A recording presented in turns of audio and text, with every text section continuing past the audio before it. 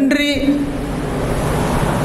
కుమార పరిశుద్ధాత్మలు ముగ్గురా ఒకరా అనే విషయం కూడా బైబిల్ ఏం చెప్తే అదే మనము నమ్మాలి. మత్తయి సువార్త 28వ అధ్యాయం 18వ వచనం. అయితే యేసు వారి వద్దకు వచ్చి పరలోకమందును భూమి మీదను నాకు సర్వాధికారం ఇయ్యబడింది. తండ్రి యొక్కయు కుమారుని యొక్కయు పరిశుద్ధాత్మ యొక్కయు నామములోనికి వారికి బాప్తిసం ఇచ్చుచు. క్రీస్తుని నమ్మిన వ్యక్తికి బాప్తిస్మము ఇవ్వాలి. ఎవరి నామంలో ఇవ్వాలి? తండ్రి కుమార పరిశుద్ధాత్మ యొక్క నామంలో ఇవ్వాలి. అందుకే నేను తండ్రి కుమార పరిశుద్ధాత్మ అన్నాను. తండ్రి అట, కుమారుడట, పరిశుద్ధాత్మ. మనం రక్షణ పొందేటప్పుడు మనం తీసుకునే బాప్తిసంలో తండ్రి నామంలో, కుమారుని నామంలో, పరిశుద్ధాత్మ యొక్క నామంలో మనం బాప్తిసం తీసుకోవాలి. ఓకే. అలాగే అపోస్తలుడైన పౌలు గారు కొరింథీయులకు రాసిన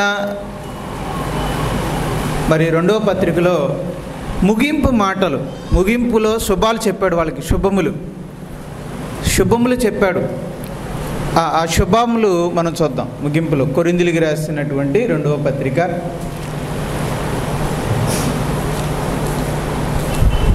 13వ అధ్యాయము 14వ వచనం. ప్రభువైన యేసుక్రీస్తు కృపయు దేవుని ప్రేమయు పరిశుద్ధాత్మ సహవాసమును మీకందరికీ తోడై ఉండును గాక. పౌలు గారు శుభాలు చెప్తున్నాడు. ఆ శుభములో ఎవరెవరు ఉన్నారు చూడండి. ప్రభువైన యేసుక్రీస్తు కృప, కృప, ప్రేమ, సహవాసం. చెప్పండి. కృప, ప్రేమ, సహవాసం మీకు కలుగునుగాక. అది శుభాలు. కృప, ఎవరి కృప? ప్రభువైన యేసుక్రీస్తు. ప్రేమ, ఎవరి ప్రేమ? దేవుని ప్రేమ. సహవాసం, ఎవరి సహవాసం? ఈ ముగ్గురు, కృప, ప్రేమ, సహవాసం మీ అందరికీ తోడేండునుగాక అని పౌలు గారు చెప్పినటువంటి ఆ శుభంలో కూడా ఎవరున్నారు? ముగ్గురు ఉన్నారు. ముగ్గురు. ఇక్కడ వచ్చేసరికి ఆ ముగ్గురు ఏమని, ఆ పదాలు ఏమున్నాయి? తండ్రి బదులు దేవుడు, కుమారుని బదులు ప్రభు అయిన యేసుక్రీస్తు, పరిశుద్ధాత్ముని యొక్క స్థానంలో పరిశుద్ధాత్మ. అంటే ఇక్కడ ముగ్గురు గురించిన ప్రస్తావన ఉంది. యేసుక్రీస్తు వారు బాప్తిస్మమును ఎవరి నామంలో ఇవ్వాలో చెప్పిన ఆ ప్రస్తావనలో ముగ్గురి ప్రస్తావన ఉంది. పౌలు గారు సంఘానికి చెప్పిన శుభంలో ఈ ముగ్గురి ప్రస్తావన ఉంది. ఇప్పుడు నేను మీకు బైబిల్లో ఈ ముగ్గురిని ఎలా పిలిచారో నీకు చూపిస్తున్నాను. అక్కడ తండ్రి అని ఉంది. ఉదాహరణకి ఎవరి నామంలో బాప్తిస్మం ఇవ్వాలన్నారు? తండ్రి. కానీ ఇక్కడ ఏమనుంది? ఆశీర్వాదాల్లో అది శుభంలో దేవుడు అను. అక్కడ కుమారుడు అని ఉంది. ఇక్కడేమనుంది? ప్రభు అయిన యేసుక్రీస్తు. అక్కడ పరిశుద్ధాత్మ అని ఉంది. ఇక్కడేమనుంది? పరిశుద్ధాత్మ అనే ఉంది. అంటే తండ్రిని ఏమని సంబోధించబడ్డాడు? బైబిల్ అంతట్లో తండ్రి ఏమని సంబోధించబడ్డాడు? కుమారుడు ఏమని సంబోధించబడ్డాడు? పరిశుద్ధాత్ముడిని ఏమని సంబోధించబడ్డారు? ఇవి మనం చూద్దాం. సో నేను మీకు సేకరించి ఇక్కడ పెట్టాను, చూడండి. తండ్రి, మీరు బైబిల్ అంతా చదివితే తండ్రిని యెహోవా అని, సైన్యములకు అధిపతి యొగు యెహోవా అని, సర్వశక్తిమంతుడని, తండ్రి అయిన దేవుడని, సింపుల్గా దేవుడు అని సంబోధించారు. దేవుడని ఉన్న, యెహోవా అని ఉన్న, సైన్యములకు అధిపతి యొగు యెహోవా అని ఉన్న, సర్వశక్తిమంతుడు అని అన్న, తండ్రి అయిన దేవుడు అని అన్న, అది తండ్రిని పిలిచినటువంటి పేర్లు. తండ్రిని అలా సంబోధించారు. ఇక బైబిల్లో కుమారుడిని ఏమని సంబోధించారు? వాక్యం అన్నారు, దేవుని వాక్యం. నజరేయుడైన యేసు అన్నారు, యేసు క్రీస్తు అన్నారు. దేవుని కుమారుడు అని పిలువబడ్డాడు, మనిషి కుమారుడు అని పిలువబడ్డాడు, ప్రభు అయిన యేసుక్రీస్తు అని పిలువబడ్డాడు. కొన్ని సమయాల్లో సింపుల్గా ప్రభువు అని కూడా పిలువబడ్డాడు. ఇక పరిశుద్ధాత్ముడు బైబిల్లో ఏమని పిలువబడ్డాడు? ఎక్కువగా దేవుని ఆత్మ అని పిలువబడ్డాడు. కొన్ని సమయాల్లో యెహోవా ఆత్మ అని పిలువబడ్డాడు, క్రీస్తు ఆత్మ అని పిలువబడ్డాడు. అలాగే క్రొత్త నిబంధనలో మనం చూస్తే ఆత్మ అని నేను రాసినట్టుగా ముద్దక్షరాలు ఉంటాయి. అలా ముద్దక్షరాలు ఉంటే అది కూడా పరిశుద్ధాత్ముడు సింపుల్గా ఆత్మ అని కూడా పిలువబడ్డాడు. ఇంకా ఆదరణకర్త అని కూడా పిలువబడ్డాడు. మీకు ఎక్కడైనా యెహోవా హస్తము బలముగా దిగి వచ్చాను అని కనపడింది అనుకోండి, అది కూడా పరిశుద్ధాత్ముడే. యెహోవా హస్తం, అది కూడా రాసుకోండి, యెహోవా హస్తము లేదా దేవుని హస్తము అని ఉంటుంది.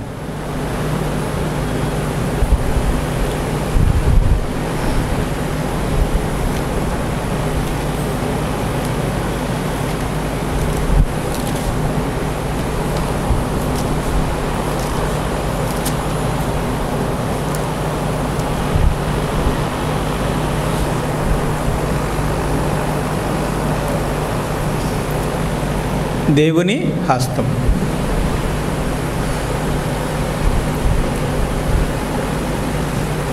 రైట్. తండ్రి ఒకసారి చెప్పండి అన్న, తండ్రి ఏమని పిలువబడ్డాడు? మళ్ళీ యెహోవా అని, సైన్యములకు అధిపతి యెహోవా అని, సర్వశక్తిమంతుడు అని, తండ్రి అయిన దేవుడు అని, దేవుడు అని పిలువబడ్డాడు. ఈ పదాలు ఏమున్నా సరే అది ఎవరిని సూచిస్తున్నాయి? తండ్రిని సూచిస్తున్నాయి. ఇక వాక్యము, కుమారుడు ఏమని పిలువబడ్డాడు? వాక్యము, నజరేయుడైన యేసు, యేసుక్రీస్తు, దేవుని కుమారుడు, మనిషి కుమారుడు, ప్రభుని యేసుక్రీస్తు, ప్రభువు అని పిలువబడ్డాడు. ఈ పదాలు ఏవైనా ఉంటే అవి ఎవరిని సూచిస్తున్నాయి? కుమారుణ్ణి సూచిస్తున్నాయి. ఇక పరిశుద్ధాత్ముడు ఏమని పిలువబడ్డాడు?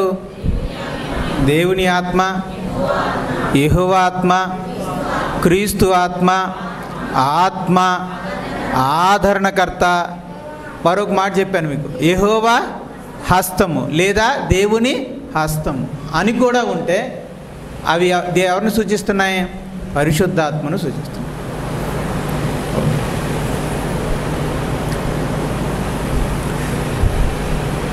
ఇక బైబిల్లో ఒకే సమయంలో వీరి ముగ్గురి ప్రస్తావన మనకి కనిపిస్తుంది.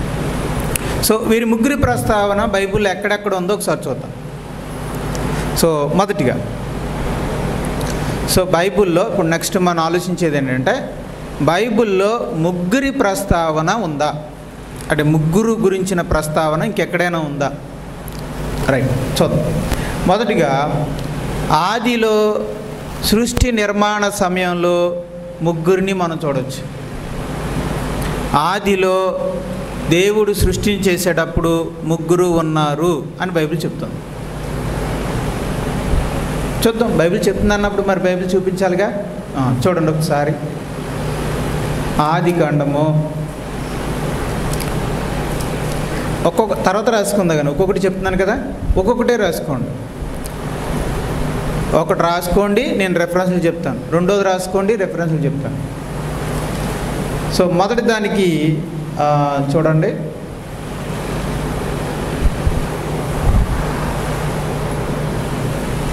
ఇప్పుడు ఆదిలో కాబట్టి ఆది కాండము 1వ అధ్యాయము మొదటి వచనం. ఆదియందు దేవుడు సృజించెను.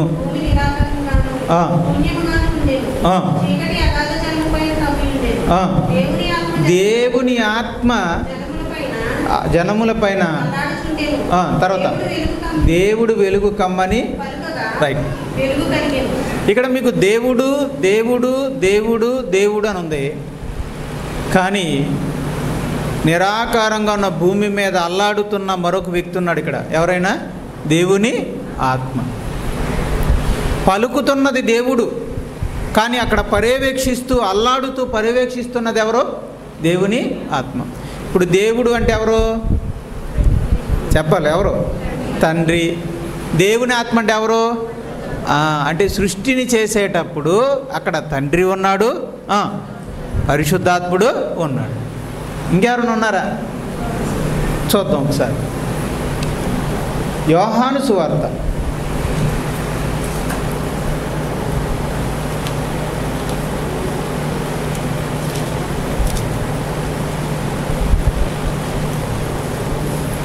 యోహాను సువార్త 1వ అధ్యాయము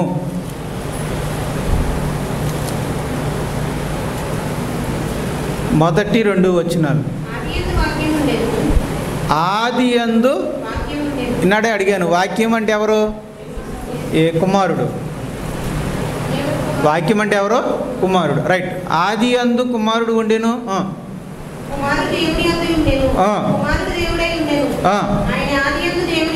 ఆయన కుమారుడు ఆది యందు దేవుని యొద్ద ఉండెను, సమస్తమును మూలముగా కలిగెను.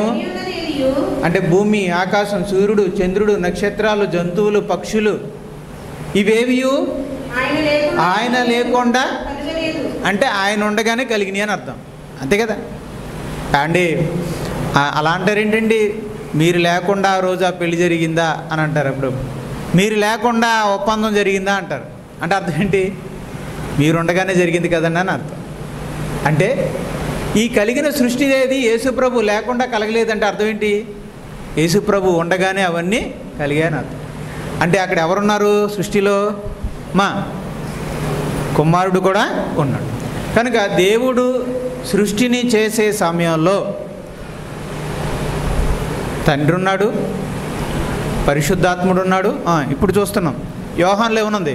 కుమారుడు కూడా, యేసుక్రీస్తు వారు కూడా అక్కడ ఉన్నారు. అందుకే తండ్రి ఏమంటున్నాడంటే, సో దేవుడు ఏమంటున్నాడు చూద్దాం. ఆదికాండము 1వ అధ్యాయము 26వ వచనం. ఆదికాండము 1వ అధ్యాయము 26వ వచనం. దేవుడు అంటున్నాడు, దేవుడు అంటున్నాడు మన స్వరూపమందు మన పోలిక చొప్పున అని ఎవరితో అంటున్నాడు? ఇప్పుడు మన స్వరూపం చొప్పున మన పోలికను చొప్పున నరులు చేద్దాం అబ్బాయి అని ఎవరితో అంటున్నాడు దేవుడు? అప్పుడు ఆదాం తాత ఉన్నాడా? అవ్వమ్మ ఏమైనా ఉందా? లేదు కదా. ఒకవేళ ఈ మాట దేవదూతలతో అంటాడా? మన స్వరూపంలో మన పోలిక చొప్పున చేద్దామని దేవుడు దేవదూతలతో అంటాడా? దేవదూతలు దేవుని స్వరూపమా? కావు కదా. అంటే ఖచ్చితంగా దేవుడు కాకుండా మరెవరో దేవుని స్వరూపులు ఉన్నారు అక్కడ. దైవ స్వరూపులు అక్కడ ఉన్నారు. ఎవరా దైవ స్వరూపులు? ఇంకెవరైతే బైబిల్లో దైవ స్వరూపం కలిగిన వ్యక్తులు ఎవరున్నారంటే, ఒకటి కుమారుడు యేసుక్రీస్తు, రెండోది పరిశుద్ధాత్మ. మీరు చూడండి, దేవుడు మహిమా స్వరూప కదా? చెప్పరే? దేవుడు మహిమా స్వరూప కదా? యేసుక్రీస్తు వారి గురించి మహిమా స్వరూపుడు అని రాయబడింది. పరిశుద్ధాత్ముడి గురించి రాయబడుతూ మహిమా స్వరూపుడు అని రాయబడింది. దేవుడు సత్యస్వరూప కదా? యేసు ప్రభు సత్యస్వరూపే, పరిశుద్ధాత్ముడు కూడా సత్యస్వరూపే. వీళ్ళ ముగ్గురు స్వరూపాలు ఒక్కటే. అందుకే దేవుడు అంటున్నాడు, అంటే ఇప్పుడు అక్కడ ఎవరన్నమాట? ముగ్గురు, ఒకేలాంటి వ్యక్తులు ముగ్గురు ఉన్నారు అక్కడ. తండ్రి, కుమారుడు, పరిశుద్ధాత్ముడు. రైట్. ఇప్పుడు తండ్రి కుమారుని పరిశుద్ధాత్మను ముందు పెట్టుకుని ఏమంటున్నాడంటే, మన స్వరూపంలో మనలాగే మనం ఎలా ఉన్నామో అదే రూపంలో నరులను చేయుదుము అని అన్నాడు. కనుక ఆదిలో సృష్టి నిర్మాణ సమయంలో ముగ్గురు ఉన్నారా, ఒకరున్నారా? ముగ్గురు ఉన్నారు అనేది మాట. నేను ఒక చిన్న రిక్వెస్ట్ అండి, మీరు గతంలో ఏది నమ్మారో ఏది ఊహించుకున్నారో అవి కాస్త కొంచెం ఈ గంట సేపు పక్కన పెట్టండి. ఆ తర్వాత మీ ఇష్టం. నేను ఈ గంట మిమ్మల్ని రిక్వెస్ట్ చేసేది ఏంటంటే, ఈ గంట తర్వాత మీరేది నమ్ముతారో మీ ఇష్టం. ఓకే, నేను దాన్ని ఏం కాదని. I respect your opinion, your decision. నిర్ణయాన్ని, మీ అభిప్రాయాన్ని నేను గౌరవిస్తాను. మీరేం నమ్ముతారో అది నమ్మండి, నేను కాదు. కానీ నా హార్ట్లీ రిక్వెస్ట్ ఏంటంటే, ఈ గంట సేపు దయచేసి మీరు నమ్మిందని కొంచెం పక్కన పెట్టండి. చెప్పింది వినండి, నమ్మమని నేను అట్లా చెప్పింది వినండి. గంట సేపు అయిన తర్వాత అప్పుడు మీ ఇష్టం. సో మీరేమి నిర్ణయించుకుంటారో మీ అభిప్రాయం ఏంటో అది మీరు నిర్ణయించుకోవచ్చు. దాన్ని నేను గౌరవిస్తాను.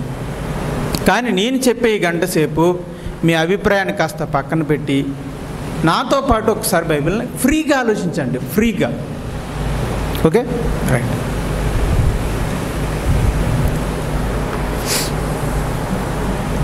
యెషయా గ్రంథము 48వ అధ్యాయం 16వ వచనం.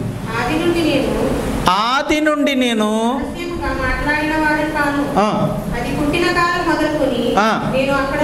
అక్కడ ఉన్నవాడను.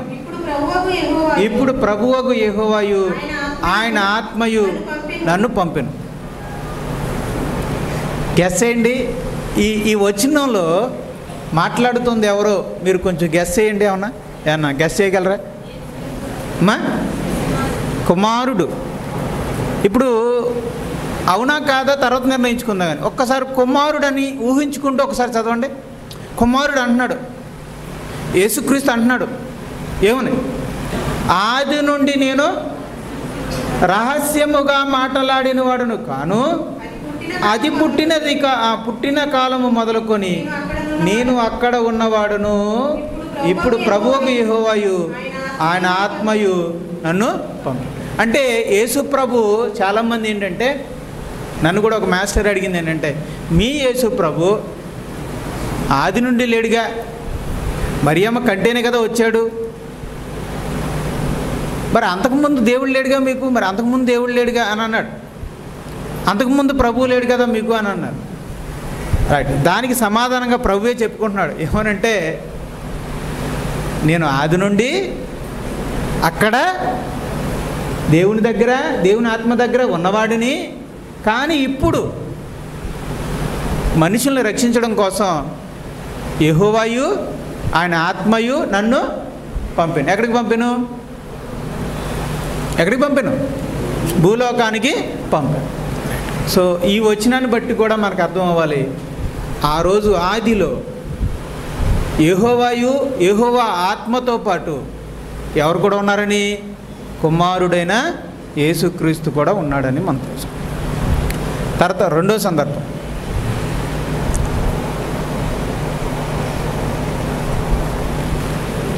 రెండో పాయింట్, యేసుక్రీస్తు బాప్తీసం తీసుకున్న సమయంలో ముగ్గురి ప్రస్తావన ఉన్నది.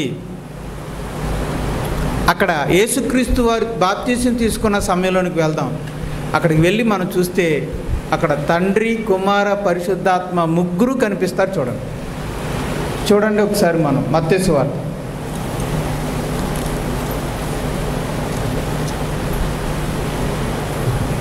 3వ అధ్యాయం.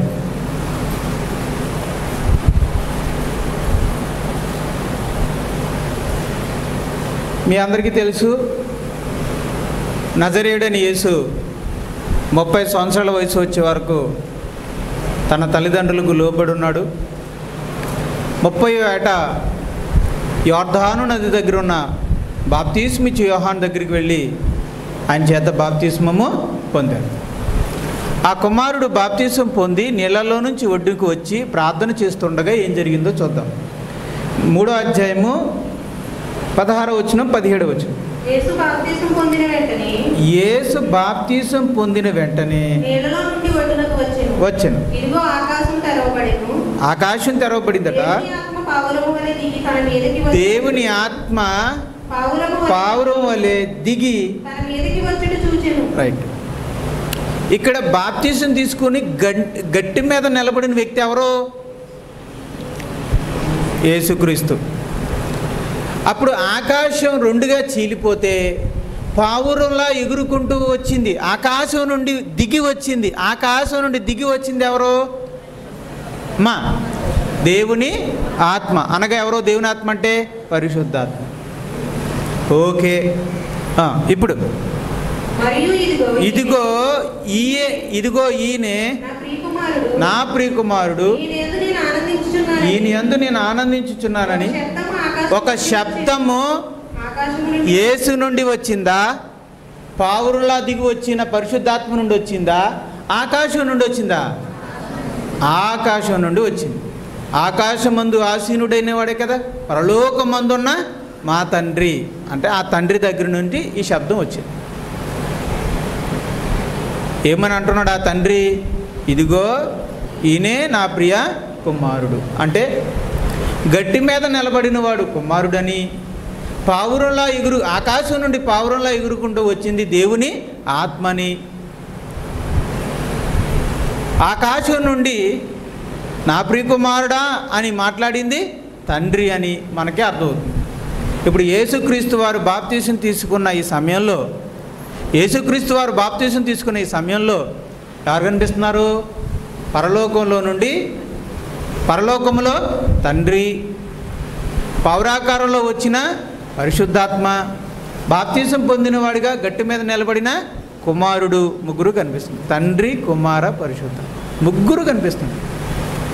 ఒకే సమయంలో ఒకే చోట ముగ్గురు కనిపిస్తున్నారు. తండ్రి ఉన్నాడు, కుమారుడు ఉన్నాడు, పరిశుద్ధాత్ముడు ఉన్నాడు.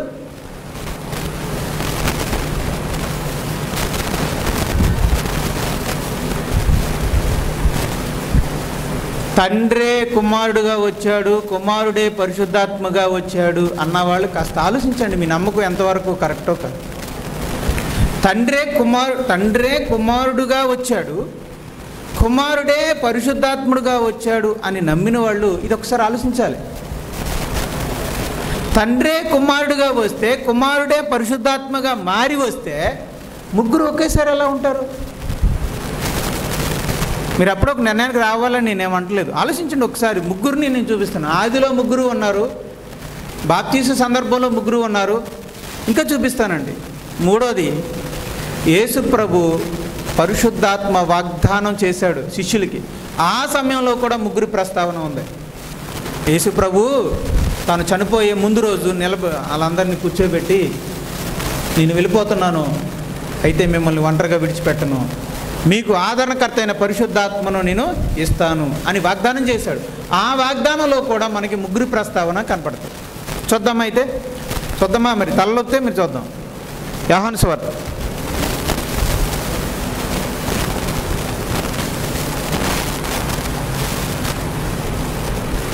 14వ అధ్యాయం.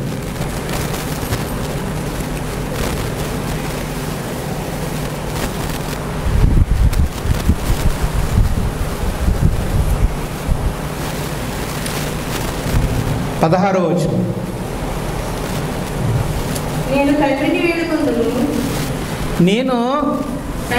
14వ అధ్యాయము 16వ వచనం. నేను తండ్రిని వేడుకొందును, ఎల్లప్పుడూ నుండుటకై ఆయన వేరొక ఆదరణకర్తను అనగా సత్యస్వరూపి యొక్క ఆత్మను మీకు అనుగ్రహించును. ఇక్కడ తండ్రి అనే ప్రస్తావన ఉంది, ఆత్మ అనే ప్రస్తావన ఉంది. నేను అంటున్నాడు. నేను అంటే ఎవరు ఇక్కడ? కుమారుడు. మాట్లాడుతుంది ఎవరు? కుమారుడు. ముగ్గురు ప్రస్తావన ఉంది ఇక్కడ. నేను తండ్రిని, నేను అంటే కుమారుడైన నేను తండ్రిని వేడుకొందును, మీ వద్ద ఎల్లప్పుడూ ఉండుటకి ఆయన వేరొక ఆదరణకర్తను. అంటే నన్ను కాదు, నేను కాకుండా ఇంకొక ఆదరణకర్తని, నేను కాకుండా వేరే ఆదరణకర్తని. ఎవరైనా సత్యస్వరూపియగు ఆత్మను మీకు అనుగ్రహించు. చూసారా, ఇక్కడ ముగ్గురు ప్రస్తావన ఉంది. కుమారుడు ఉన్నాడు, తండ్రి ఉన్నాడు, సత్యస్వరూపియగు ఆత్మ ఉన్నది. ముగ్గురు ప్రస్తావన ఉంది. అలాగే 15వ అధ్యాయం 26వ వచనం చూడండి. 26 తండ్రి యొద్ద నుండి 15వ అధ్యాయము 26వ వచనం. తండ్రి యొద్ద నుండి తండ్రి యొద్ద నుండి మీ యొద్దకు నేను పంపబోవు ఆదరణకర్త అనగా తండ్రి యొద్ద నుండి బయలుదేరు సత్య స్వరూపి అయిన ఆత్మ వచ్చినప్పుడు ఆయన నన్ను గురించి సాక్ష్యం ఇచ్చును. రైట్. సో చూడండి, ఇక్కడ తండ్రి అనం చూడండి, సత్యస్వరూపి యొక్క ఆత్మ అనం చూడండి, నన్ను అనుంది. అంటే ఇక్కడ ఎంతమంది వ్యక్తులు ఉన్నారు? ఇక్కడ ముగ్గురు ఉన్నారు చూడండి. పంపేదెవరు? పంపేదెవరు? తండ్రి. పంపబడేవాడెవరు? పరిశుద్ధాత్ముడు. అడిగింది ఎవరు? కుమారుడు. అడిగింది ఎవరు? కుమారుడు. తండ్రి యొద్ద నుండి నేను పంపబోవు ఆదరణకర్త అనగా తండ్రి యొద్ద నుండి బయలుదేరు సత్యస్వరూపైన ఆత్మ వచ్చినప్పుడు ఆయన నన్ను గురించి. అక్కడ ముగ్గురు ఉన్నారు చూడండి. ఆ వచనంలో ముగ్గురు, 3 పర్సన్స్ కనిపిస్తారు. అక్కడ ముగ్గురు కనిపిస్తారు చూడండి.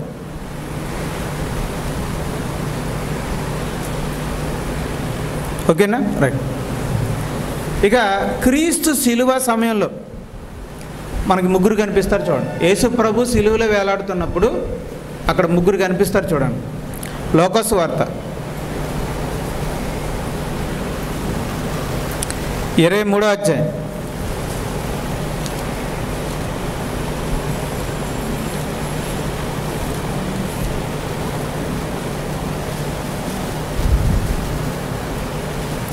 23వ అధ్యాయం 34వ వచనం. యేసు తండ్రి మీరు ఏమి చేయుచున్నారు మీరు ఎరుగరు కనుక వీరిని క్షమించమని చెప్పాను. 23:34. యేసు తండ్రి శిలువలో వేలాడుతున్న యేసు తండ్రి వీరు ఏమి చేయుచున్నారు వీరు ఎరుగరు కనుక వీరిని క్షమించమని చెప్పాను.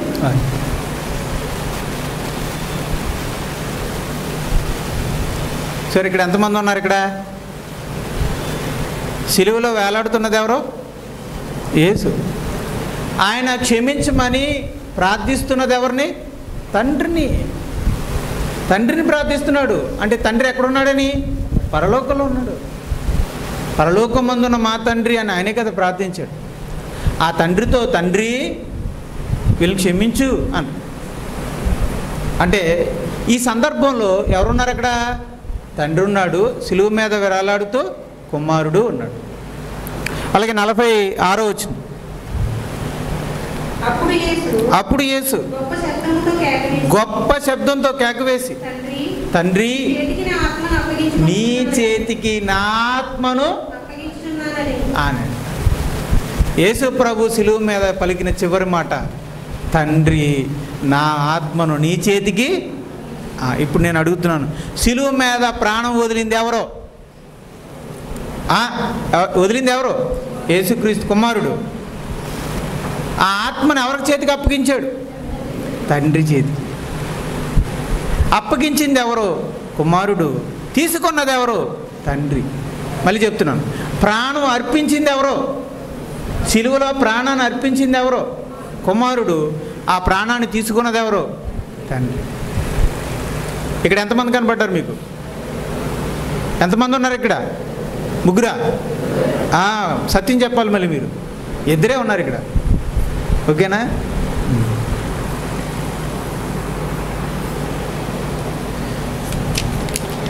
ఇంకో సందర్భం చూపిస్తా. అప్పుడు మీరు అడగాలి, ఒకళ్ళు మిస్ అయిపోయారండి అని. ఎవరో? పరిశుద్ధాత్మ. ఇప్పుడు చూపిస్తాను చూడండి. హెబ్రీయులకు రాసిన పత్రిక 9వ అధ్యాయం 9వ 9వ అధ్యాయము 14 వచనం. నిత్యుడగు ఆత్మ ద్వారా తన్ను తాను దేవునికి నిర్దోషిగా అప్పగించుకొనిన క్రీస్తు యొక్క రక్తం. చూడండి, అక్కడ ముగ్గురు ఉంటారు చూడండి. ఆ మాటలో నేను చదివినటువంటి ఆ వచనంలో ముగ్గురు కనిపిస్తారు చూడండి. రక్తాన్ని, నిర్దోషమైన రక్తాన్ని అర్పించుకొనిన వాడు ఎవరు?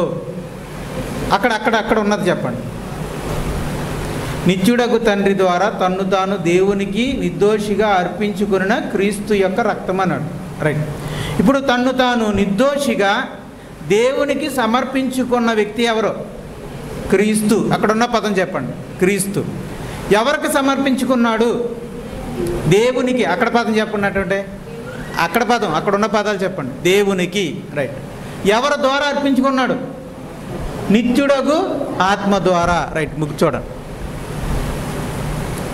అంటే ఇప్పుడు ఉదాహరణకి రక్తం అంటే ప్రాణం పెట్టాడు. శిలువ మీద ప్రాణమును ఎవరికి సమర్పించాడు? యేసుక్రీస్తు. క్రీస్తు ఎవరికి సమర్పించాడు? దేవునికి. ఎవరి ద్వారా సమర్పించాడు అమ్మా? నిత్యుడగు ఆత్మ ద్వారా. ముగ్గురు ఉన్నారు అక్కడ. రైట్. ఇప్పుడు క్రీస్తు అంటే ఎవరు? కుమారుడు. దేవుడు అంటే ఎవరు? తండ్రి. నిత్యుడగు ఆత్మ అంటే ఎవరు? పరిశుద్ధాత్మ. అక్కడ ముగ్గురు ఉన్నారు. ఇప్పుడు నేను ఒక ఉత్తరం పంపించాను, అది జోసఫ్ గారికి జోసఫ్ గారికి పంపాను, అది ప్రభుదాస్ ద్వారా పంపించాను. పంపింది ఎవరు? రత్నకిషోరు. అందుకున్నది ఎవరు? జోసఫ్ గారు. ఎవరి ద్వారా? ప్రభుదాస్ గారి ద్వారా. ప్రాణాన్ని ఇచ్చాడు ఎవరు? ప్రాణాన్ని ఇచ్చింది ఎవరు? కుమారుడు. ఎవరికి ఇవ్వబడింది?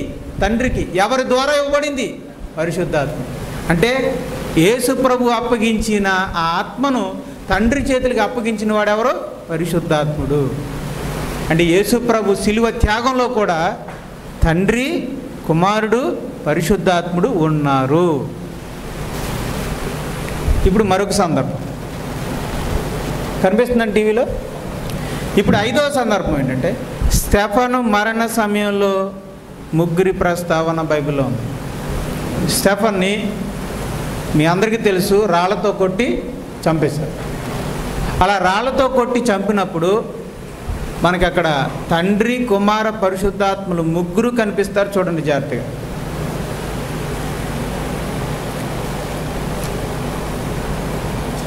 అపోస్తుల కార్యాలు 7వ అధ్యాయము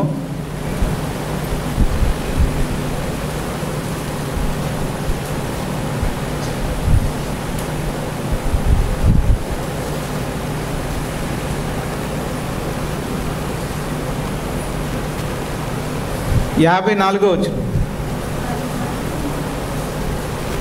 వారి మాటలు విని కోపముతో మండిపడి అతన్ని చూసి పండ్లు కొరికిరి. స్టెఫన్ గారిని చూసి పండ్లు కొరికిరి. అయితే అతడు పరిశుద్ధాత్మతో, అతడు అంటే ఎవరు? స్టెఫన్ గారు. పరిశుద్ధాత్మతో నిండుకొనిన వాడే ఆకాశం వైపు తేరు చూచి దేవుని మహిమను యేసు దేవుని కుడి పార్శ్వమందు దేవుని కుడి పార్శ్వమందు నిలిచి ఉండుట చూసి. రైట్. ఇక్కడ ముగ్గురు ఉన్నారు చూడండి. ఇక్కడ రాళ్ల చేత కొట్టబడబోతున్న స్టెఫన్ గారికి ఒక దర్శనం కనిపించింది. ఆ దర్శనంలో ఆకాశం తెరవబడడం, పరలోకాన్ని చూడడం జరిగింది. ఆ పరలోకంలో ఆయన ఏం చూస్తున్నాడంటే దేవుని మహిమను, యేసు దేవుని కుడిపార్శ్వమున నిలబడటమును చూశాడు. అంటే యేసుని చూశాడు. ఆయన ఎవరి కుడిపార్శ్వాన్ని నిలబడటం చూశాడు? దేవుని కుడిపార్శ్వం. ఇప్పుడు ఆయన ఆ దర్శనాన్ని ఏ శక్తితో చూస్తున్నాడు? ఎవరితో నిండినవాడే? పరిశుద్ధాత్మతో నిండినవాడు. ఇప్పుడు నేను అడుగుతున్న జాతీయ, స్టెఫన్ గారిలో ఎవరు నిండి ఉన్నారు? పరిశుద్ధాత్మ. పరలోకంలో ఎవరున్నారు? దేవుడు కుడి పార్శ్వమున యేసు. అక్కడ ఎంతమంది ఉన్నారు? ఇద్దరు. స్టెఫన్ గారిలో ఎవరున్నారు? ఒకరు. మొత్తం ముగ్గురు. ఇప్పుడు అడుగుతున్నాను, చెప్పండి, ఈ దర్శనంలో పరలోకంలో ఎవరెవరు ఉన్నారు? తండ్రి, కుమారుడు. పరిశుద్ధాత్ముడు ఎక్కడున్నాడు? స్టెఫన్ గారి దగ్గర ఉన్నాడు. మొత్తం ఎంతమంది? ముగ్గురు ఒకే సమయంలో ఉన్నారు. ఒకరు పరలోకములో సింహాసనం మీద కూర్చున్నారు, మరొకరేమో దేవుడి కుడి పార్శ్వమున నిలిచి ఉన్నాడట అండి. యేసు నిలబడి ఉన్నాడట ఆ సమయానికి. ఎవరో నన్ను అడిగారు, ఏమన్నా కూర్చున్నాను ఆయన కూర్చున్నాను ఇప్పుడు ఏమైనా నిలబడి ఉందంటండి అని. కాళ్ళలాగా ఉంటే అందుకే నుంచున్నాడు అనుకున్నాను. అంతేనా? కాళ్ళలాగా ఉంటే అందుకే నుంచుని ఉంటాడు అంటే ఎవరు అడిగారంటే డౌట్, యేసు ప్రభు సింహాసనం మీద కూర్చున్నాడు కదా, మరి ఇక్కడే నిలబడి ఉన్నాడు ఏంటని. అక్కడ అంతే కదా, ఏమనుంది అక్కడ? యేసు దేవుని కుడిపార్శ్వమునందు నిలిచి ఉండడో చూసి. యాక్చువల్గా నాకు అప్పుడు ఏం చెప్పాలో అర్థం కాలేదు. ఇప్పుడు కాళ్ళలాగిని ఎందుకు నిలబడ్డాడు అన్నారు అనుకోండి, బాగా తప్పు కదా, అలా అనకూడదు కదా. మరి ఎందుకు నిలబడి ఉంటాడా అని నేను ఆలోచించాను. అప్పుడు నాకు వచ్చినటువంటి ఆలోచన ఏంటంటే, యేసుక్రీస్తు వారు దేవుని కుడిపార్శ్వన కూర్చున్నాడు కదా, మరి ఇప్పుడు ఎందుకు నిలబడి ఉన్నాడు అని అంటే, ఒక యేసు శిష్యుడు, ఒక దేవుని ప్రియమైనటువంటి ఒక బిడ్డ యేసు సాక్షిగా ఇప్పుడు రాళ్లతో కొట్టబడి చావబోతున్నాడు. అర్థమైందా? ఇప్పుడు కొన్ని క్షణాలలో యేసుక్రీస్తు యొక్క ప్రియమైన శిష్యులలో ఒకడైనటువంటి స్టెఫను అతి క్రూరంగా, భయంకరంగా రాళ్లతో కొట్టి చంపబడబోతున్నాడు. దానికి గౌరవార్థంగా యేసు ప్రభు నిలబడి చూస్తున్నాడు అని నేను అన్నాను. నేను భావిస్తున్నాను, అది నేను భావిస్తున్నాను. అంటే గౌరవార్థంగా యేసుక్రీస్తు వారు నిలబడ్డారేమో అని నేను అనుకుంటున్నాను. ఎందుకనంటే మరికొన్ని క్షణాలలో స్టెఫన్ గారు భయంకరంగా, అతి కిరాతకంగా రాళ్లతో కొట్టి చంపారు. సరే, ఈ సందర్భంలో స్టెఫన్ గారి మరణ సమయంలో కూడా మనం ఎవరెవరిని చూస్తున్నాం? దేవుణ్ణి, యేసుక్రీస్తుని, పరిశుద్ధాత్మని. అంటే తండ్రిని, కుమారుణ్ణి, పరిశుద్ధాత్మని, ముగ్గురిని చూస్తాం. ఇంకా చెప్తాను. ఆరో విషయం ఏంటంటే,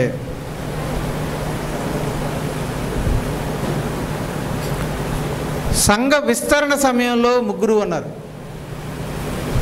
సంఘము విస్తరిస్తున్న సమయంలో కూడా వారి ముగ్గురు మనం చూస్తాం. వారి ముగ్గురిని మనం చూస్తాం. చూడండి, కొరింథీయులకు రాసిన మొదటి పత్రిక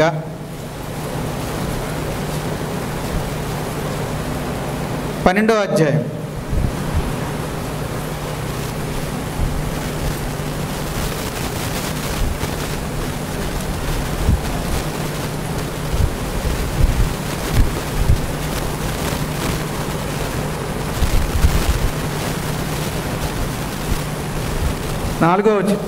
నాలుగో వచనం.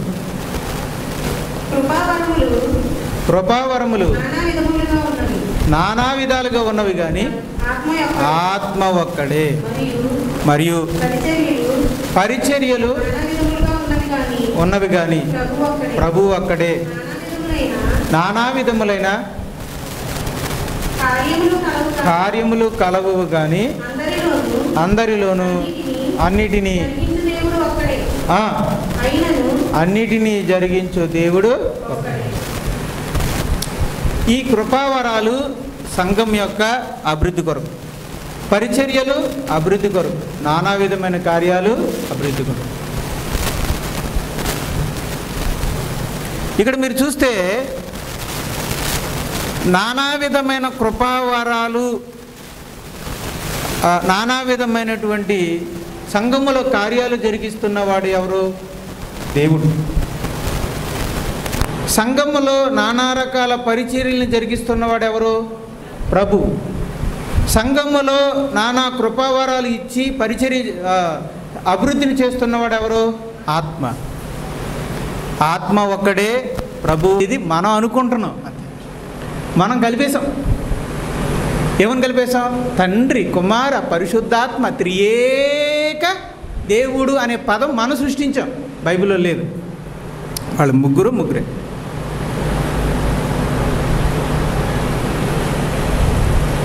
ఆలోచించండి, బైబిల్ అంతా చదవండి. తర్వాత మీకు అర్థమయ్యేది ఏంటంటే వాళ్ళ ముగ్గురు వేరువేరుగానే ఉన్నారు. వ్యక్తులుగా వ్యక్తులుగానే వేరువేరు.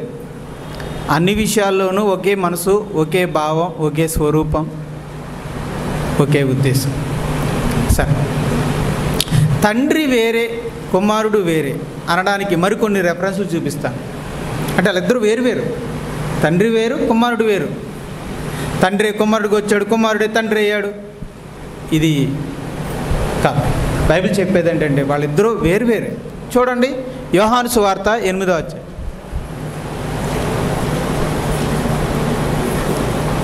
యోహాను సువార్త 8వ అధ్యాయం.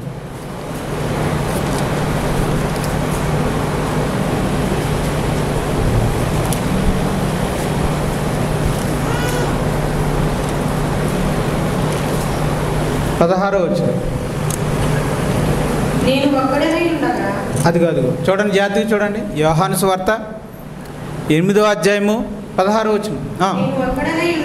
నేను ఒక్కడనై ఉండక, నేను ఒక్కడనే కాదు, నేనును నన్ను పంపిన తండ్రియు కూడా ఉన్నాము గనుక నేను తీర్పు తీర్చినను. మరియు ఇద్దరు మనుషుల సాక్ష్యము శాస్త్రంలో రాయబడి ఉన్నది కదా, నన్ను గూర్చి నేను సాక్ష్యము చెప్పుకొనువాడను, నన్ను పంపిన తండ్రి నన్ను గూర్చి సాక్ష్యం ఇచ్చుచున్నాడని చెప్పాను. రైట్. ధర్మశాస్త్ర ప్రకారంగా ఎంతమంది చెప్తే సత్యం? అగస్టిన్ గారు, ధర్మశాస్త్ర ప్రకారంగా ఒక విషయాన్ని ఎంతమంది చెప్తే సత్యం అవుద్ది? కనీసం ఇద్దరు ఉండాలి. ఇప్పుడు యేసు ప్రభువుకు సాక్ష్యము సత్యం అవ్వాలంటే కనీసం ఎంతమంది ఉండాలి? ఇద్దరు. ఒకటేమో యేసు ప్రభు చెప్తున్నాడు, ఒకటే. రెండోది మరి ఎవరు చెప్పాలి? కనీసం ఇద్దరు ఉండాలి కదా. ఒకటి నేను చెప్తున్నాను, ఇంకోటి ఎవరు చెప్తున్నారు? అక్కడ చూడండి ఏమనుందో. 18వ వచనం. ఒక్కసారి నేను చెప్తాను. నన్ను గూర్చి నేను సాక్ష్యము చెప్పుకొని వాడను అంటే ఎంతమంది? ఒకటి. నన్ను పంపిన తండ్రియు నన్ను గూర్చి సాక్ష్యం ఇచ్చుచున్నాడు అంటే ఎంతమంది? ఇద్దరు. నాకు నేను చెప్పుకుంటున్నాను ఒకటే, నా గురించి తండ్రి చెప్తున్నాడు రెండు. మీ ధర్మశాస్త్ర ప్రకారంగా ఇద్దరు చెబితే అది సత్యమైనప్పుడు మరి నా సాక్ష్యం కూడా సత్యమే, నేను నిజంగా దేవుని కుమారుణ్ణి అయితే మీరు నమ్మండి అంటున్నాడు. అలా అంటున్నారు. నీకు నువ్వు చెప్పుకుంటున్నావు, నీకు నువ్వు చెప్పుకుంటే అది సత్యం ఎలా అవుతుంది? అయినా మన ధర్మశాస్త్ర ప్రకారంగా కనీసం సత్యం అవ్వాలంటే ఎంతమంది ఉండాలి? ఇద్దరు ఉండాలి. మరి నీ సాక్ష్యం ఎలా చెల్లుతుంది అని అన్నారు. అప్పుడు యేసుప్రభు చెప్తున్నాడు, మాకు కూడా ఇద్దరు ఉన్నారు ఇక్కడ అన్నారు. ఎలా ఇద్దరు అన్నారు. అప్పుడు యేసుప్రభు అన్నాడు, నేను ఒకటినా? ఒకటి. నా తండ్రి ఒకడా? ఒకటి. ఎంతమంది? మీ ఇద్దరం? ఇద్దరం. కానీ మీ ఇద్దరం చెప్తున్నాం కాబట్టి మా సాక్ష్యం సత్యమే. ఇప్పుడు ఈ సందర్భంలో తండ్రి కుమారులు ఇద్దరు ఒక్కడే అయితే ఇద్దరు ఎలా అవుతారు?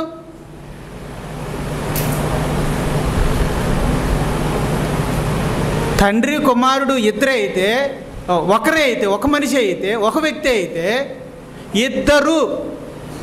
ఇద్దరు మేము సాక్ష్యం ఇస్తున్నామని యేసుప్రభు అన్నాడంటే ఆ మాట అబద్ధం కదా. మేము ఇద్దరం సాక్ష్యం ఇస్తున్నాం, మా సాక్ష్యం ఇద్దరు కాబట్టి మా సాక్ష్యం సత్యం అంటున్నాడు. మేమిద్దరం నేను నా తండ్రి ఇద్దరు సాక్ష్యం ఇస్తున్నాం కాబట్టి ధర్మశాస్త్ర ప్రకారంగా ఇద్దరు సాక్ష్యం చెప్తే అది సత్యము కాబట్టి మా సాక్ష్యం సత్యమే అంట. కాబట్టి తండ్రే, కుమారుడు కుమారుడే. యోహాను సువార్త ఆ అరిసి మిమ్మల్ని నా సిద్ధాంతాన్ని మీకు రుద్దాలని అనుకోవట్లేదండి, దయచేసి క్షమించండి. నేను అరుస్తున్నానంటే బలంగా చెప్తున్నాను అంతే, నా సిద్ధాంతాన్ని మీ మీద రుద్దాలని అయితే మధ్యం అయితే కాదు. ఓకే, మీరు ఆలోచించుకోండి, నేనేం రుద్దనో మీరు ఆలోచించుకోండి. యోహాను సువార్త 16వ అధ్యాయం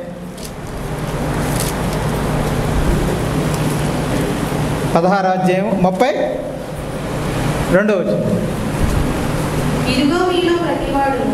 32. ఇదిగో మీలో ప్రతివాడును యావని ఇంటికి వాడు చెదరిపోయి నన్ను ఒంటరిగా విడిచిపెట్టే గడియ వచ్చి ఉన్నది.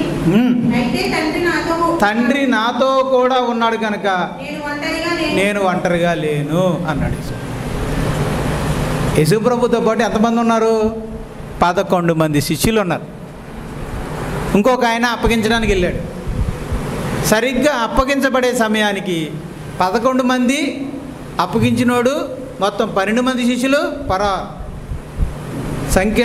సంఖ్యలతో వేయబడి యోధా సైనికుల చేత సంఖ్యలు వేయబడిన వాడిగా యేసు ప్రభు ఒంటరిగా ఉన్నాడు. అవునా కదా? ఒక్కడే మిగిలాడు. అందరూ వెళ్ళిపోయారు. పేతురు వెళ్ళిపోయాడు, ఆంద్రేయ వెళ్ళిపోయాడు, యాకోబు వెళ్ళిపోయాడు, యోహాను వెళ్ళిపోయాడు, అందరూ వెళ్ళిపోయారు. ఒంటరివాడయ్యాడు. అప్పుడు యేసు ప్రభు అన్నాడు, మీరందరూ వెళ్ళిపోతే నేను ఒంటరిని అయిపోతాను అనుకున్నారా? ఏం కాదు, నేను ఒంటరి కాను, నాతో పాటు ఎవరుంటారు? తండ్రి ఉంటాడు. కాబట్టి నేను ఒంటరి కాను అని. మరి ఒంటరి కాకపోతే ఎంతమంది ఏంటి? ఇద్దరం, నేను నా తండ్రి, ఇద్దరం కలుసు. అంటే తండ్రి యేసుప్రభు అయితే, తండ్రి యేసుప్రభు ఇద్దరు కలిపి ఒకే వ్యక్తి అయితే, నేను ఒంటరి కాను, మేమిద్దరం ఉంటాము అని ఎందుకంటాడండి యేసుప్రభు? మీరు ఆలోచించండి. ఓకేనా? అలాగే 17వ అధ్యాయం 3వ వచనం. ఇదిగోండి చూడండి, ఇక్కడేమనుందో. అద్వితీయ సత్యదేవుడువైన నిన్నును నీవు పంపిన యేసుక్రీస్తును ఎరుగుటే నిత్య జీవం. ఇక్కడ కూడా సపరేట్గానే చెప్తున్నాడు ఆయన. అద్వితీయ సత్యదేవుడువైన నిన్నును నువ్వు పంపిన యేసుక్రీస్తునైన నన్నును ఎరుగుటి ఉండిటియే నిత్య జీవం.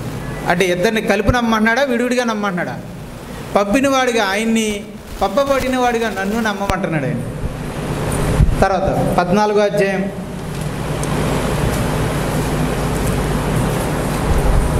ఆలోచనాత్మకంగా ఆలోచించండి. 14వ అధ్యాయం మొదటి వచనం.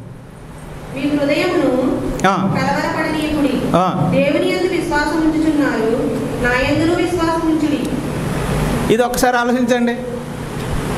దేవుని యందు విశ్వాసం ఉంచండి, నా యందును విశ్వాసం అండి. ఇప్పుడు దేవుడే ఈయనైతే ఆ రెండో మాట ఎందుకు? ఏమండి, తండ్రే ఈయనైతే ఆ రెండో మాట ఎందుకు? దేవుని యందు విశ్వాసం ఉంచుడి అంటే సరిపోద్దుగా. మళ్ళీ రెండోసారి ఏమన్నాడు? మళ్ళీ ఆయన దేవుని యందు విశ్వాసం ఉంచారు కదా, దేవుని యందు ఏమన్నాడు? దేవుని యందు విశ్వాసం ఉంచుచున్నారు, నా యందును విశ్వాసం ఉంచండి. ఈ రెండో మాట ఎందుకు? నా యందు కూడా విశ్వసించమని. ఈయన ఆయన అయితే, ఈయనైతే ఆ మొదటి మాట చాలు కదా, దేవుని యందు విశ్వాసం ఉంచండి అని చెప్పి. ఇద్దరు వేరు కనుక, ఒకటి కాదు కనుకే దేవుని యందు విశ్వాసం ఉంచండి, నా యందును విశ్వాసం ఉంచండి. ఆయన తండ్రిగా విశ్వాసం ఉంచండి, నన్ను కుమారుడిగా విశ్వసించండి. అంటే వాళ్ళిద్దరూ వేరు వ్యక్తులు.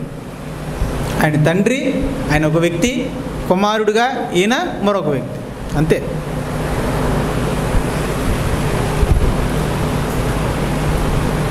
పదిహేడవ అధ్యాయం. చాలామంది అంటారు, మరి తండ్రి నేను ఏకమై ఉన్నాము అన్నాడు కదండి, నన్ను చూస్తే తండ్రిని చూసినట్టే, తండ్రిని చూస్తే నన్ను చూసినట్టే అని అన్నాడు కదండి.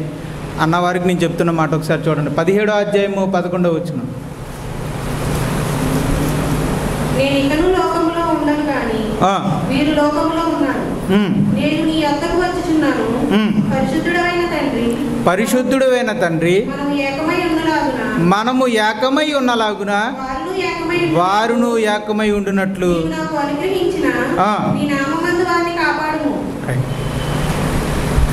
అప్పుడప్పుడు అంటూ ఉంటాం కదా, ఏమనంటే వాళ్ళిద్దరూ ఒకటై ఈ ఒక్కడిని కొట్టేశారండి అంటారు. వాళ్ళిద్దరూ ఒకటై ఈ ఒక్కడిని కొట్టేశారండి అంటారు. అంటే అర్థం ఏంటి? అది ఒకటే, ఇది ఒకటే. వాళ్ళిద్దరూ ఒకటై ఈ ఒక్కడిని కొట్టేశారండి అంటారు. మీకు అర్థమవుతుందండి? ఇక్కడ వాళ్ళిద్దరూ ఒకటే అంటే వాళ్ళిద్దరూ ఒకటని కాదు, వాళ్ళిద్దరూ కూడా వీడిని కొట్టాలనే ఉద్దేశంలో ఏకమైపోయారని అర్థం. భార్యాభర్తలు ఏక శరీరం అన్నాడు. అంటే అర్థం ఏంటి? వాళ్ళిద్దరూ అంటే ఇప్పుడు బస్సు ఎక్కితే ఇద్దరికి ఒక టికెట్ ఎత్తారా? అంటే భార్యాభర్తలు ఇద్దరు ఎక్కితే బస్సుకి ఒక టికెట్ ఎక్కుతారా? రైలు ఎక్కేటప్పుడు ఒక టికెట్ వేస్తారా? మేమిద్దరం ఏక శరీరం అని బైబిల్ చెప్పిందండి, కాబట్టి ఎక్కడి నుంచి మాకు ఒక టికెట్ తీయండి అని అంటారా? రైల్వే వాళ్ళు కానీ బస్సు వాళ్ళు ఆర్టీసీ వాళ్ళు కానీ ఒప్పుకుంటారా? మరి ఏకం అంటే ఏంటి? అక్కడ భావాలలో ఏకం, మనసులో ఏకం, హృదయంలో ఏకం, ఆలోచనలో ఏకం, నిర్ణయంలో ఏకం. అదే ఉద్దేశం. కానీ వ్యక్తులుగా ఇద్దరు. ఒకళ్ళు బస్సు ఎక్కితే టికెట్లు తీయాలి, 2 టికెట్లు తీయాలి. అలాగే తండ్రి నేను ఏకమై ఉన్నాము అని అంటే అర్థం ఏంటంటే ఉద్దేశాల్లో, భావాలలో, ఆలోచనలో, సంకల్పాలలో, పనులలో, కార్యక్రమాలలో, కార్యాచరణలలో ఏకమై ఉన్నామని అర్థం. తండ్రి నువ్వు నేను ఏకమై ఉన్నలాగున వీరును వారును ఏకమై ఉండాలంటే శిష్యులు కూడా ఏకమై ఉండాలంటే మనం కూడా ఏకంగా ఉండాలట. మరి మనం ఏకంగా అయిపోవడం అర్థం ఏంటి? అంటే మనందరం ఒకళ్ళు వెళ్ళిపోయి ఒకటి కింద అయిపోవాలా? అంటే మీరు అందరూ అలా వచ్చేసి రోబోల్లాగా నాలో కలిసిపోతే నేను ఒకటి అవుతాను అలా అవడం అంటే ఒకటే ఉండడం ఏకమైపోవడం అంటే? ఇప్పుడు ఏకమైపోయామంటే అర్థం ఏంటండి? ఆకివిడి క్రీస్తు సంఘం అంటే రత్నకిషోర్ గారు, రత్నకిషోర్ అంటే ఆకివిడి క్రీస్తు సంఘం అని అంటారా? నేను ఒక్కడేనా? కాదు కదా, నేను అందులో ఒక్కడిని. మరి మనం అందరం ఏకమై ఉన్నామంటే అర్థం ఏంటండి? విశ్వాస విషయం. నేను యేసుక్రీస్తు మన పాపాల కొరకు సిలువలో మరణించాడు, మృతులోంచి తిరిగి లేచాడు అని నేను నమ్మాను. మరి మీరేం నమ్మారేంటి? అదే నమ్మారు. యేసు ప్రభు ద్వారానే మన పరలోకానికి వెళ్తాం అని నేను నమ్మాను. మరి మీరు ఎలా నమ్మారేంటి? నేను చదివేది ఈ బైబిలే, మరి మీరు చదివేది ఏంటి? ఆ బైబిలే. అది అనమాట. నేను తీసుకుంది బాప్తిసం, మీరు తీసుకున్నది ఏంటి? అది. అంటే మన ఉద్దేశాల్లో, కార్యాచరణలో, పనుల్లో, ఆలోచనలో మనం అందరూ ఎలా ఉండాలి? మనం దసరా సెలవులు వస్తున్నాయి, అందులో 2 రోజులు సెమినార్ పెట్టాలి అని మనం అనుకున్నాం. అప్పుడు మీరు అందరూ ఏం చేశారు? దానికి అంగీకారము తెలిపారు. మన అందరం ఒకటే అయితే కదా ఇది పెట్టగలిగాం. మీలో కొంతమంది వద్దు అని అన్నారు అనుకోండి, పెట్టగలమా? పెట్టలేం. ఒకటి కావడం అంటే, ఏకం అవడం అంటే ఉద్దేశాల్లో ఒకటి కావడం అన్నది, ఒకే నిర్ణయంలోకి రావడం అని అర్థం. అంతే తప్ప ఒక మనిషిగా మారిపోవడం అని కాదు. ఇక తండ్రిని చూస్తే నన్ను చూసినట్టే, నన్ను చూస్తే తండ్రిని చూసినట్టే అని ఎందుకన్నాడంటే యేసు ప్రభు, మొదట్లో మాట చెప్పాను గుర్తుందా? దేవుడేమన్నాడు? మన స్వరూపమందు మన పోలుకు చెప్పున. అంటే ఇప్పుడు నేను మాట్లాడుతున్నాను, తండ్రి స్వరూపం కుమారుని స్వరూపం వేరు వేరా ఒకటేనా? సెపరేట్ అండి. తండ్రి పోలిక కుమారుని పోలిక ఒకటా వేరువేరా? తండ్రి లక్షణాలు కుమారుని లక్షణాలు ఒకటా వేరువేరా? ఒకటే. ఇప్పుడు నేను అడుగుతున్నాను, ఇద్దరు డబుల్ పోజ్ అయితే ఒక ఆయన చూస్తే 2 ఆయన చూసినట్టు కదా? చెప్పరేటండి. 2 కాలు పిల్లలు ఉన్నప్పుడు ఒకేలా ఉన్నాం. మా వీధిలోనే 2 ఉంటారు, 2 పిల్లలు. ఈ సందులో మీకు ఎప్పుడైనా ఎదురే అంటారు? లేదు మండి. 2 ఒకేలా ఉంటారు, 2 కలతో పెట్టుకుంటారు. మళ్ళీ వాళ్ళ అమ్మ ఎంత గొప్ప, వాళ్ళ అమ్మ ఎంత మంచిదంటే 2 ఒకే డ్రెస్ వేస్తుంది. రైట్. ఇదివరకు ఆ గుడి వెనకాల ఉండేవారు, మందు షాప్ పక్కన ఉండేవారు, ఉంటారు, ఇప్పటికే ఉంటారు, ఒకేలా ఉంటారు 2. అందులో ఒక అన్నయ్యని చూపించి ఇద్దరిలో ఒక్కడే ఉన్నారు అనుకోండి, ఎవరమ్మా ఇతనంటే పెద్ద అబ్బాయి అండి అన్నాడు. మరి చిన్న అబ్బాయి ఎక్కడ ఉన్నాడు? బయటికి వెళ్ళాడండి. ఆయన ఎలా ఉంటాడో అని అన్నారు అనుకోండి, అప్పుడు వాళ్ళ అమ్మే ఉంటుంది. మీరు ఈ అబ్బాయిని చూశారు కదండి, చిన్నవాడు కూడా అలాగే ఉంటాడు. అదేలేండి, కొంచెం కూడా కాదండి, ఇక డిటో అండి. అంటే ఇటు కలదోడు ఉంది కదండి, ఆడికి కూడా ఉందండి. అంటే కలదోడుతో సహా డిటో ఎవరిలా ఉంటాడు? వాళ్ళ అన్నయ్యలాగానే ఉంటాడు. వీడిని చూస్తే వాళ్ళ తమ్ముడిని చూసినట్టే అని వాళ్ళ అమ్మగారు అంటారా లేదా మనతో? అలాగే యేసుప్రభు కూడా అదే అంటున్నాడు, నన్ను చూస్తే నా తండ్రిని చూసినట్టు. అంటే దాని ఉద్దేశం, నేను ఎలా ఉన్నానో నా తండ్రి కూడా అలాగే ఉంటాడు.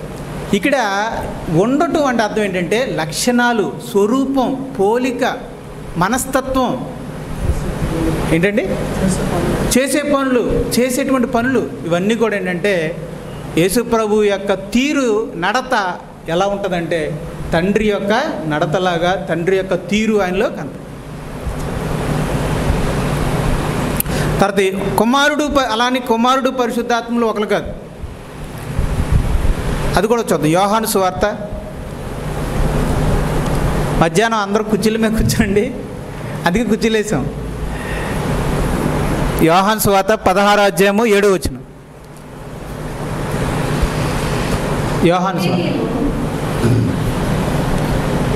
అయితే నేను మీతో సత్యం చెప్తున్నాను. నమ్మా, అయితే మీలో అయితే నేను మీతో సత్యం చెప్పుచున్నాను, నేను వెళ్ళిపోవటం వలన మీకు ప్రయోజనకరం. నేను వెళ్ళిన ఎడల ఆదరణకర్త మీ వద్దకు రాడు, నేను వెళ్ళిన ఎడల ఆయనను మీ వద్దకు పంపుదును. రైట్. ఆయన వచ్చి పాపమును గూర్చియు నీతిని గూర్చియు తీర్పును గూర్చియు లోకమును ఒప్పుకొని చేయును. రైట్. ఇక్కడ మనం చూస్తుంటే యేసు ప్రభు పరలోకానికి వెళ్తేనే కానీ ఆదరణకర్త పరలోకం నుంచి భూమి మీదకి రాడట. అర్థమవుతుందండి? ఆదరణకర్త అంటే ఎవరు చెప్పాను? ఆదరణకర్త ఎవరిని సూచిస్తున్నది? ఆదరణకర్త అనే పదం ఎవరిని సూచిస్తున్నది? పరిశుద్ధాత్మ. అంటే యేసు ప్రభు కుమారుడు పరలోకానికి వెళ్తేనే కానీ పరిశుద్ధాత్ముడు పరలోకం నుంచి భూలోకానికి రాడు. ఇప్పుడు నేను మాట్లాడుతున్నానండి, ఇద్దరు ఒకటే అయితే ఏం జరగాలి? యేసు ప్రభు ముందు పరలోకానికి వెళ్ళి మరలా పరిశుద్ధాత్మగా రావాలి. కానీ ఇక్కడేం చెప్తున్నాడు? నేను వెళ్తాను, ఆయన వస్తాడు, నేను వెళ్తాను, ఆయన వస్తాడు. ఒక ఆయన అంటున్నాడు, రేడియో స్పీకర్ మంచి అయినాలేండి, ఆయన అంటాక నేను సరిపోను, కానీ ఆయన అలా అనుకుంటున్నాడు. ఈయన వెళ్తేనే కానీ ఆయన రావడానికి లేదు కదా. మీకు అర్థమవుతుందండి? ఈయన వెళ్తేనే కానీ ఆయన రావడం లేదు. దాని అర్థం ఏంటి తెలుసా? ఈయన వెళ్ళి పరిశుద్ధాత్మగా మారి అప్పుడు వస్తాడు. అలా చెప్పాడు ఆయన. ఈయన వెళ్తేనే కానీ ఆయన ఎందుకు రాడంటే, ఈయన అలా వెళ్ళి పరిశుద్ధాత్మగా మారి అప్పుడు రావాలి, అందుకోసమే ఆయన రాలేదు.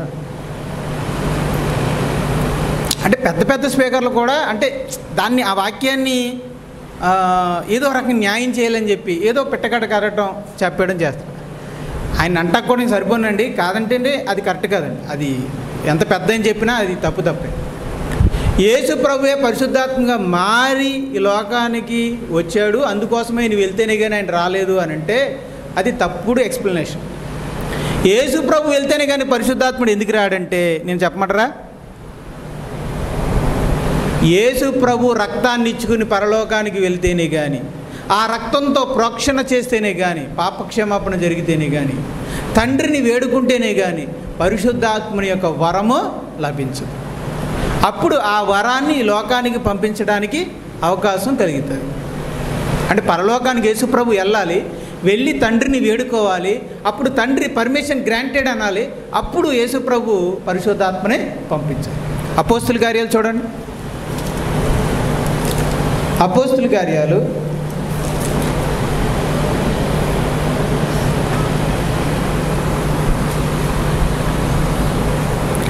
33వ వచనం, 2వ అధ్యాయము.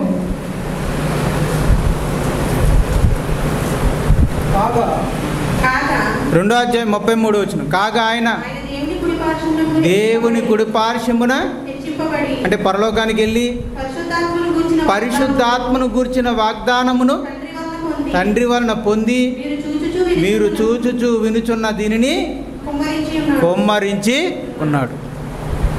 మీకు అర్థమై ఉండాలి, దీన్ని ఈ చదివితే మీకు అర్థమై ఉండాలి. అంటే పరిశుద్ధాత్ముడు కొమ్మరించబడాలంటే యేసు ప్రభు ముందు ఆయన కుడిపార్శ్వం దగ్గరికి వెళ్ళాలి, తండ్రిని రిక్వెస్ట్ చేయాలి, తండ్రి వలన ఆ వాగ్దానాన్ని పొందాలి, అప్పుడు ఆయన పంపించాలి. ఈయన వెళ్ళి ఆయన పంపిస్తేనే కానీ ఆయన రాడు. ఈయన వెళ్ళి తండ్రిని అడిగి ఆయన అనుమతి పొంది ఆయన పంపిస్తేనే కానీ ఆయన రాడు. కనుక యేసు ప్రభు ఏమన్నాడంటే, నేను వెళ్ళిన ఎడల మీకు ప్రయోజనము, నేను వెళ్ళటం వలన నేను వెళితేనే కానీ ఆయన రాడు. నేను వెళ్ళిన ఎడల ఆయన వచ్చి మీ పాపముల గురించియు నీతిని గురించియు తీర్పును గురించియు ఒప్పుకొన చేయి. కనుక కుమారుడు వేరు, పరిశుద్ధాత్ముడు కూడా వేరు.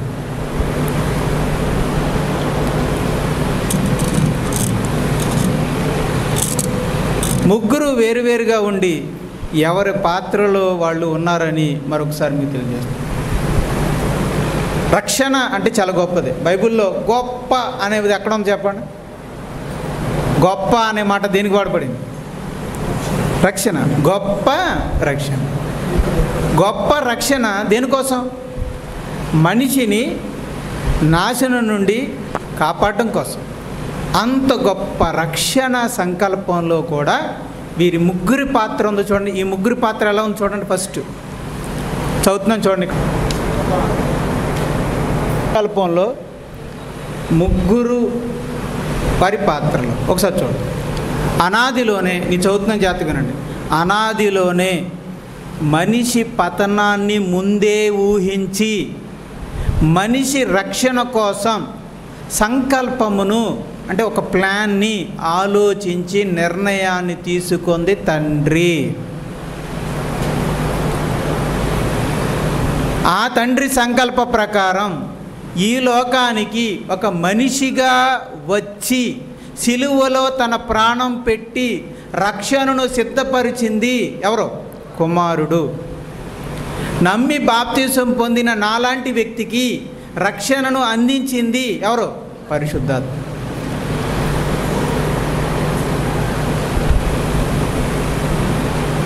మరొక మాట చెప్తున్నాను, రక్షణని నిర్ణయించింది, ఇలాగ సిలువ ద్వారా రక్షణ జరగాలి అని నిర్ణయించింది తండ్రే, కుమారుడు కాదు, పరిశుద్ధాత్ముడు కాదు. ఆ నిర్ణయం తండ్రిది, ఆయనది. ఆయన తప్ప ఆ విషయంలో కుమారుడికి కూడా అవకాశం లేదు. ఆ విషయంలో పరిశుద్ధాత్ముడు కూడా ఇన్వాల్వ్మెంట్ లేదు. అది సొంత నిర్ణయం, దేవుని సొంత నిర్ణయం. చూపిస్తాను మీకు, చూడండి. వీటికి కూడా వచనాలు చూపించాలిగా. ఎఫీసీయులకు రాసిన పత్రిక. మరి బైబిల్ సెమినార్ అంటే ఎలాగ ఉంటుంది? కొంచెం రెఫరెన్స్లు ఎక్కువ ఉంటాయి, కొద్దిగా జాగ్రత్తగా చూసుకోండి. ఎఫీసీయులకు రాసిన పత్రిక 1వ అధ్యాయం.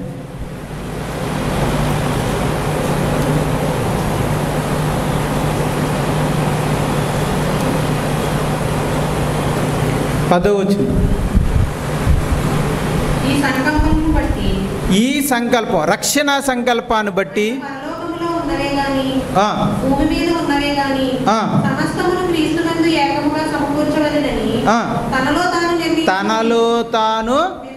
తనలో తాను నిర్ణయించుకున్నాడు. ఎవరు? తండ్రి. తనలో తాను నిర్ణయించుకున్నాడు తండ్రి. ఇదంతా క్రీస్తు ద్వారా చేయాలని తండ్రి అనుకున్నాడండి. మళ్ళీ పైగా రక్షణని ఎలా సిద్ధం చేయాలి? ఒక వ్యక్తి మనిషిగా రావాలి, ఒక నిర్దోషి అయిన మనిషి కావాలి. అతడు ప్రపంచ మానవుల యొక్క పాపాల యొక్క పక్షముగా సిలువ మీద మరణించాలి. ఆ సిలువ మరణం ద్వారా మనిషికి రక్షణ అనేది రావాలి అనేది దేవుని సంకల్పం. ఓకేనా? ఇది నిర్ణయించింది ఎవరో? తండ్రి. తనలో తాను నిర్ణయించుకుంది ఎవరో? తండ్రి. మరి ఇది చేయడానికి దేవుడికి ఎవరు కావాలి? ఒక వ్యక్తి కావాలి. మనిషిగా పుట్టి ఏ పాపం లేకుండా బతికి సిలువ మీద ప్రాణం పెట్టడానికి దేవుడికి ఒక వ్యక్తి కావాలి. ఆ వ్యక్తిని దేవుడు యేసుక్రీస్తుని నిర్ణయించుకున్నాడు. ఆయన ఎప్పుడు నిర్ణయించుకున్నాడు తెలుసా? పేతురు రాసిన మొదటి పత్రిక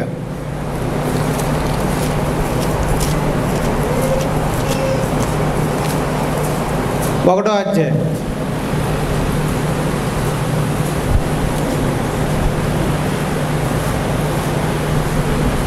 20వ వచనం.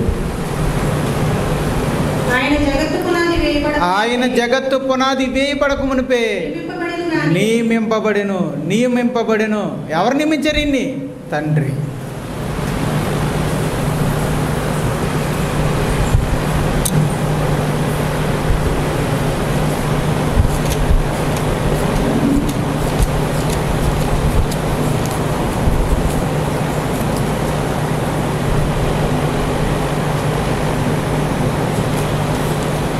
అపోస్తుల కార్యాలు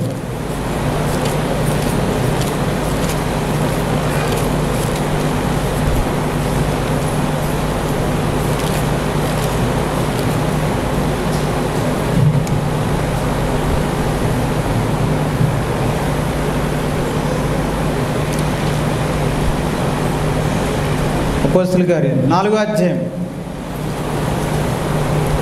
27, 28 వచ్చింది. 4వ అధ్యాయం 27 వచ్చిన అపోస్తుల కార్యాలు 4వ అధ్యాయం 27 వచ్చిన. ఏవి జరగాలని నీ హస్తాలు నీ సంకల్పము ముందు, ఎంత ముందు? ఈ భూమి ఆకాశములే పుట్టక మునుపు, మనుషులు ఎవరో కలగక మునుపు పరలోకంలో దేవుడు తనలో తాను ఆలోచించుకున్నాడని మనం చూసాం కదా ఎఫీసీలో. అలా ఆలోచించుకున్నప్పుడు మనిషిని రక్షించడానికి ఏం చెయ్యాలో వాటన్నిటిని చేయుటకై ఏం చెయ్యాలో, ఏం చేయాల్సి వస్తుందో ఆయన నిర్ణయించుకున్నాడో, ప్లాన్ చేశాడో, వాటన్నిటినీ చెయ్యుటకే నీవు ఏర్పరచుకున్నా లేదా నువ్వు అభిషేకించిన నీ పరిశుద్ధ సేవకుడైన యేసు. చాలు. అనాదిలో మనిషి రక్షణ కోసం దేవుడు ఏర్పాటు చేసిన రక్షణ కోసం, ఆ సంకల్పం కోసం దేవుడు యేసుక్రీస్తు వారిని అభిషేకించాడంట, నియమించాడట, ఏర్పాటు చేశాడంట అప్పుడే.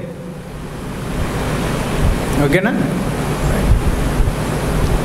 అనుకున్న ప్రకారమే ఈ లోకానికి మానవుడిగా వచ్చి శిలువ మీద ప్రాణం పెట్టి మనుషుల కొరకు రక్షణను తీసుకొచ్చిన వ్యక్తి ఎవరో? యేసుక్రీస్తు. రోమాపత్రిక 5వ అధ్యాయము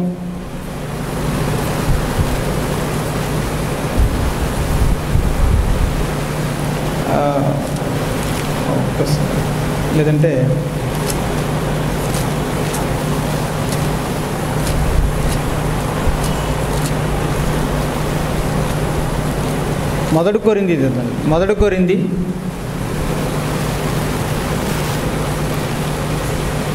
6వ అధ్యాయం 1 కొరింథీ 6వ అధ్యాయము 11వ వచనం. అందరూ తీయండి. 1 కొరింథీ 6వ అధ్యాయము 11వ వచనం. మీలో కొందరు అట్టివారై ఉంటిరి గాని ప్రభువైన యేసుక్రీస్తు నామమును మన దేవుని ఆత్మయందును మీరు కడుగబడి పరిశుద్ధపరచబడిన వారే నీతిమంతులుగా తీర్చబడి. ఇప్పుడు నేను నమ్మాను, బాప్తిసం తీసుకున్నాను. నన్ను క్రీస్తు రక్తంతో కడిగింది ఎవరో? నన్ను పరిశుద్ధపరిచింది ఎవరో? నన్ను నీతిమంతులుగా తీర్చింది ఎవరో? నన్ను దేవుని కుమారుడిగా మార్చింది ఎవరో తెలుసా? ఆత్మ. ఇక్కడ ఉంది కదండి, దేవుని ఆత్మయందు మీరు కడగబడిన వారే, పరిశుద్ధపరచబడిన వారే, నీతిమంతులుగా తీర్చబడిరి. ఇప్పుడు నా పాపములన్నీ కడిగివేయబడి నేను పరిశుద్ధపరచబడి నీతిమంతులుగా తీర్చబడడం అంటేనే రక్షణ. అంటే ఇప్పుడు ఈ రక్షణ నాకు అందించింది ఎవరో?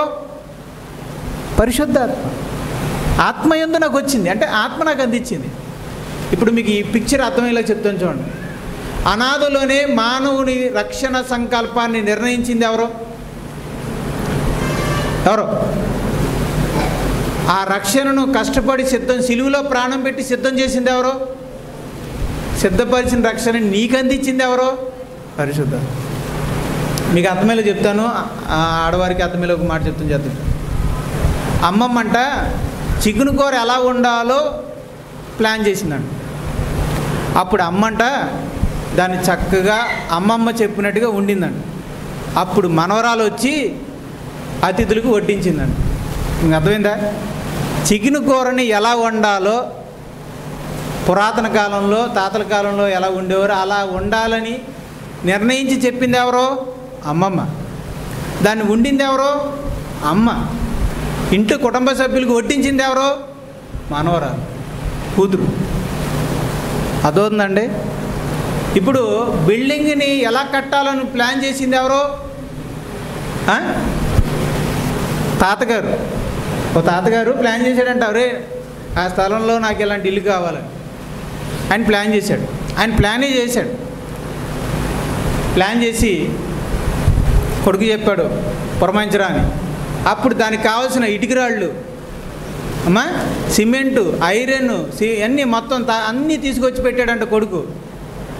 వాటితో మనవడు కలిసి మనవడు ఏం చేశాడంట, వాటితో ఆ ప్లాన్ ప్రకారంగా తన తండ్రి తీసుకొచ్చిన మెటీరియల్తో ఇల్లు కట్టాడంట. ఇది మీకు అర్థమైతే రక్షణ సంకల్పాన్ని నిర్ణయించింది ఎవరో? ప్లాన్ చేసింది ఎవరో? తండ్రి. దాన్ని సిద్ధపరిచింది ఎవరో? కుమారుడు. దాన్ని మనకు వడ్డించింది ఎవరో? పరిశుద్ధాత్మ. తండ్రి అయిన దేవుడు అనాదిలోనే మన కోసం ఆలోచించాడండి. ఎంత లోతుగా, ఎంత దూరంగా, ఎంత దూరానికి వెళ్ళి ఆలోచించి మనం పతనం కాకూడదని, పతనం అవుతామని ముందే ఊహించి, అలా మనం నాశనం అవ్వకూడదని దిక్కులేని వాళ్ళం కాకూడదని, తనకు దక్కకుండా మనం పోకూడదని మనం రాకముందే మన కొరకు ఆలోచించిన వాడు ప్రేమ కలిగిన తండ్రి. అంత దూరానికి వెళ్ళి మన కోసం ఆలోచించాడు అంటే మన పట్ల అంత ప్రేమను కలిగి ఉన్నాడు. దానికోసం నిన్నో నన్నో బలిగా అర్పించడానికి కాకుండా తన కుమారుణ్ణి బలిగా అర్పించడానికి నిర్ణయించాడు అంటే అది ఆయన ప్రేమ. తండ్రి మాట కాదనకుండా